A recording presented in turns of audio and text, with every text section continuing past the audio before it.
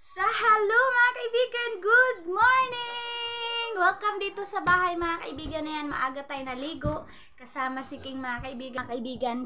Ngayon pupunta kami ni King doon sa school niya kasi ngayon yung day na mag-practice sila King mga kaibigan kasi graduate siya sa daycare mga kaibigan. Kaya kailangan ko siya samahan doon kasi mag-practice sila ng song and then dance yata mga kaibigan. So update ko lang sa inyo kapag nandun na tayo sa school. Tapos ngayon sana mga kaibigan, check up ko si King, yung pinost ko sa inyo sa FB. Pero nagpapasalamat ako kay God kasi nagpray kami na Lord, sana hindi na dumami yung ano ni King and then maano na siya, maayos na yung ano ni King, yung mabukol-bukol mga kaibigan na biglaan na tumubo sa kanyang mga ulo at saka dito mga kaibigan. Kaya tumubo sa kanyang liig mga kaibigan dito banda at saka dito sa mga likod ng kanyang ulo and then madaming mga maliliit mga kaibigan. Pero inaano ko siya mga kaibigan, pinaligo ko siya every morning and then pagkagabi mga kaibigan minamassage ko yung mga bukol-bukol niya dito sa minassage ko, nilalagyan ko mga kaibigan ng magsun po. Tapos nakikita ko po na mayroong kaibahan, lumiliit yung mga bukol-bukol ni King sa kanyang ulo mga kaibigan. Kaya tara mga kaibigan, punta muna kami doon. Mga kaibigan, ibinihisan ko na si King mga kaibigan. Simple lang yung sinuot niya kasi mag-practice lang naman kami mga kaibigan sa kanyang. So ayan mga kaibigan, ito po yung ano niya sa kanyang likod. Ito ayan, malalaki yan mga kaibigan and then dito marami siya. Pero ngayon mga kaibigan na palagi ko na po siya pinaligo every morning and then nilalagyan ko ng magsun, minamassage ko mga kaibigan. So okay na po mga kaibigan kapag ganyan siya. So pinagalitan ko yan mga kaibigan, hindi siya maganyan sa camera. O ayan, maliliit na lang mga kaibigan. So salamat pala sa mga concern kay King sa na ano ko talaga kung gaano din ninyo ka-love si King mga kaibigan kasi nakikita ko sa inyong mga comment. Maraming salamat po talaga. And then tara King, hindi na po ako magsusuklay mga kaibigan, mamaya na po ako magsuklay. Ihatid ko muna siya. Ayan, bye bye mga kaibigan, good morning. Saan mga kaibigan, nagagalit si King sa kanyang sapatos kasi medyo hindi kasya sa kanya para sana. Sila King mga kaibigan, 8 lang daw sila na magagraduate. Kaya gusto ko sana maranasan ni King mga kaibigan na magpaso siya. Ayan, hinihipo-hipo na ni King si Lakas. Ayaw na kay di na namundang ron. Ayaw lagi. So dito pala kami daan mga kaibigan sa gilid ng kural. And then alam nyo mga kaibigan, sabi ng teacher ni King na gusto daw siya, sana niya yung school niya mga kaibigan, yung daycare center, ipa-vlog sa akin. Kasi nung namin mga kaibigan, pag kural namin dito, gusto ko sana i-vlog, ipakita ko sa inyo yung sitwasyon. Kasi lumubog siya sa mga kaibigan, lumubog siya sa baha, kaya sobrang laki ng damage mga kaibigan. Kaya yung teacher ni King, naguna pamanday ka. Yan, naglinis pa pala siya mga kaibigan. Good morning. Bali, inihitay na unya. Sana nanim na pala siya ng mga halaman mga kaibigan. And then nag-request siya na magkural yung mga parents. Ayan yung nangyari mga kaibigan, wala pa talaga. So ito po yung cause ng baha mga kaibigan kasi hindi na anuhan ng bamboo. Hindi na po siya nalagyan kaya hindi lumutang. Tapos naano siya mga kaibigan, nalunod lahat.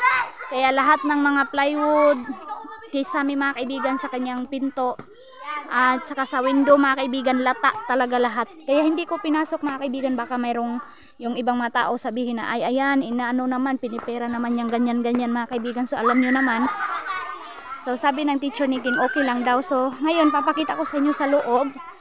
Ito yung ginawa namin ni Dudong Junjun mga kaibigan dito. Nagkural kami, pero sabi ng teacher ni King hindi na daw nasumpay yan. Ayan yan yung ginawa namin ni Dudong Junjun. Tapos naanuhan na ng mga gulay, madaming gulay dito mga kaibigan.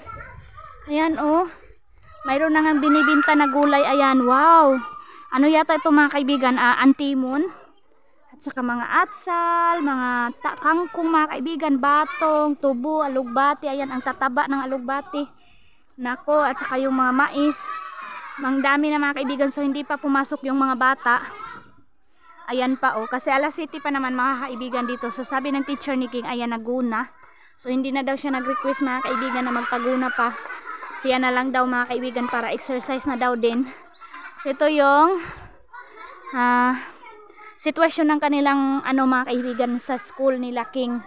So graduate na si King, hindi na siya dito mga kaibigan. Pero pakita ko pa rin sa iyo next 2000 ano ba yun mga kaibigan, 2025-26 ba yun mga kaibigan, 25-26. So ayan, papasukin na daw ako ni King. So ito yung sa labas, nakikita natin mga kaibigan, lata na talaga yung mga plywood, pero yung mga kahoy mga kaibigan matibay pa rin. So ayan yung tinanim ng teacher ni King. So kapag baha mga kaibigan, malunod na naman ito, pero at least ilang buwan makikita mo yung tinanim mo. So ayan dito, ayan na siya. Hi! So ito na mga kaibigan, naglaro na sila. So 8 yung mag-graduate mga kaibigan, kaya yun yung tuturuan ni teacher ano sila mga kaibigan. Ayan, naglaro na sila mga kaibigan. Tuturuan ni teacher memorize or ano man yung ganap. So ito na mga kaibigan, pagpasensyahan nyo na yung ingay. Ayan grabe talaga yung cause ng baha mga kaibigan, kasi sobrang tagal nakababad. Ayan. Sa sobrang bigat nito mga kaibigan, kasi yung mga CR simento at saka yung doon simento mga kaibigan, nilangkat na nga ng teacher nila King yung mga plywood. Ito po yung sitwasyon, hindi lang dito sa Tikon mga kaibigan, marami pa pong nasa lantaan ng baha mga kaibigan sa daycare center. So ito po yung, tapos dito sa Kisame, ayan, nalata talaga mga kaibigan ako. Grabe. Ayan, parang babagsak na mga kaibigan yung school nila King. Grabe. Ayan, yung mga sliding window nila na plywood. Grabe, nakagabok. So plywood lang talaga mga kaibigan yung kailangan na i-renovate. Kasi soon mga kaibigan, siguro mga or kahoy na lang mga kaibigan yung ipasinso, kung merong mga kaibigan itong vlog natin mga kaibigan, sana makita ito ng sa paggali niga sa kahit mga kaibigan, sila po yung nag-sponsor na magawaan po ng ganito, pero sa sobrang bigat mga kaibigan, and then hindi po hindi po na budgetan ng bamboo, kasi nga mga kaibigan, biglaan yung baha, and then hindi po na agapan na ipalutang. So soon mga kaibigan, siguro pag ma-renovate na ito, kailangan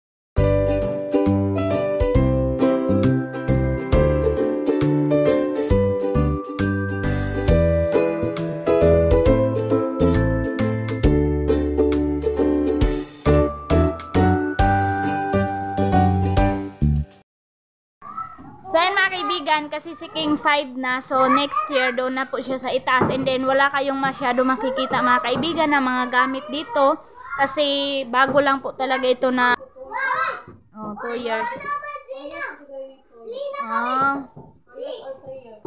Oo. So ito mga kaibigan, mga 4 years na to, pero ngayon pa lang talaga 2023 nalunod ito na. Sobrang bigat kasi nag-tiles mga kaibigan, ayan nag-crack na yung mga tiles, tapos yung abuhan, ganyan mga kaibigan, lumubog. Dito nagtira yung teacher nila King, pero kang ma'am, aming tahanan, laki ng tahanan, tatamtaman lamang. very good. Mayroong bakuran na maraming halaman. Sige. May pagmamahalan sa aming tahanan. Sa puso ng lahat, isa ng kayamanan. Very good. Tahanan. Laki ng tahanan. Katamtaman. Mayroong bakuran na maraming halaman. May pagmamahalan sa aming tahanan. Sa puso ng lahat, isa ng kayamanan.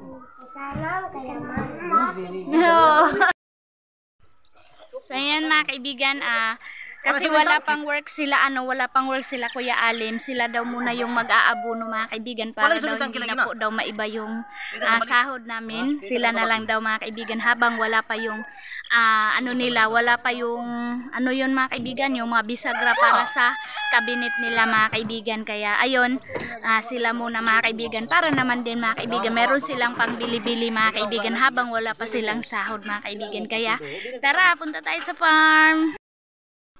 So yan na mga kaibigan, 3 sako muna mga kaibigan kasi yung pinakita ko sa inyo 5. So sabi nila uncle na kailangan namin maglagay ng abono. So lalagyan namin siya ng putas mga kaibigan. Yung 2 para pang mga kaibigan para mas malaki yung yung mga bunga niya mga kaibigan. Kaya kaninang alas 3 mga kaibigan, nag-spray sila alas 3 pa mga kaibigan para sa uod kasi yung para sa uod mga kaibigan kailangan hindi siya masikatan ng araw kapag mag-spray ka. Kasi na yan sila magtago kaya morning yun kailangan mag-spray ka kasi lumalabas sila mga kaibigan kakain. Kasi kapag init na mga kaibigan nagtatago na sila kaya yon kaninang alas 3 ng umaga sila nag-spray. So ngayon alas 6:30 na po ng umaga ngayon mag-abono na naman sila mga kaibigan. So yung po dito regulasyon mga kaibigan is by sako po is sa iba mga kaibigan 300. So hangyo lang kami mga kaibigan kanila uncle na 250 every sako mga kaibigan. So okay naman sila. Sabi din nila okay lang, naintindihan daw nila mga kaibigan. So 250 yung sako. So sa 3 sako mga kaibigan mayroon silang 750. 4 sila mga kaibigan. Pero sabi nila okay lang daw kasi hindi naman daw masyado mataas itong mais namin. So ayan mga kaibigan, sobrang papayat. Super payat talaga yung mais natin mga kaibigan. So thank you Lord kasi nakainom yung mga mais natin ng tubig ulan. So ito yung update natin sa ating pananim sa Agusan Mars mga kaibigan. Ini nga ni. Ready na sila. King ayaw panumbi ang mais king. Tali na. Sabi nila madali lang daw nila nito mga kaibigan kasi hindi pa siya disturbo, maliit pa lang. So maganda pa siya lalagyan mga kaibigan.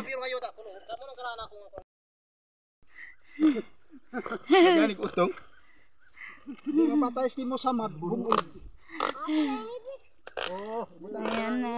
First open. Go go.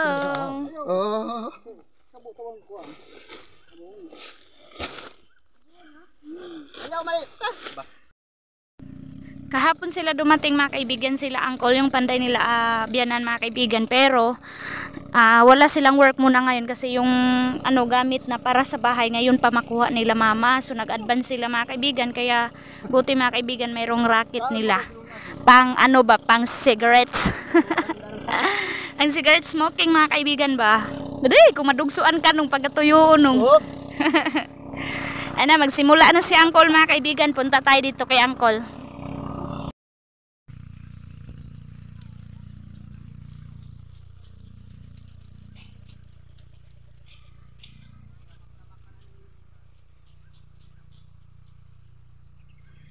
Ang bilis.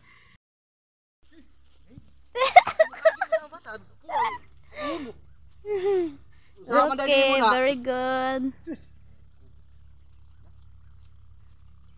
Simple na yan, oh. Abono na siya kuan. Sagingan.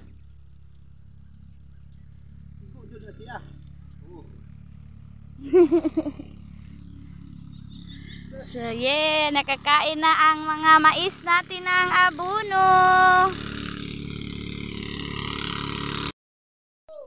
So yan mga kaibigan, akala namin na hindi na po yung mais namin mga kaibigan kasi ang pangit talaga tingnan, pero thank you kay God kasi inulan niya mga kaibigan. Ayan, ang ganda na po tingnan mga kaibigan, klaro na po yung mais natin.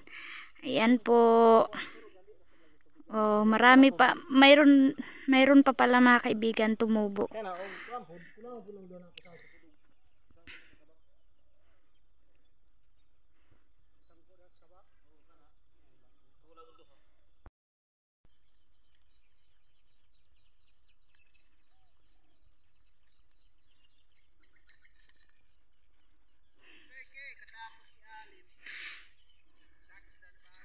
Ila angkol, wala may makita nimo nga nagjiwil ang inyo na ah. Ay ay. Sako nimo.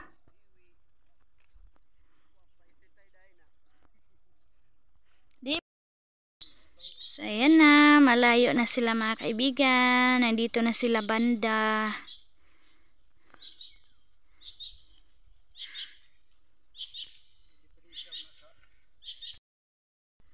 So ito po yung sinimula na po ng uod mga kaibigan na mais namin, ayan. Oh.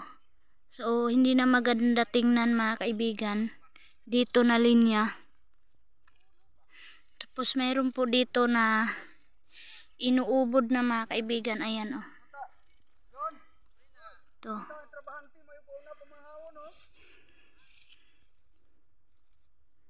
Yan na yung uod oh. Sanay kaya yun. Grabe.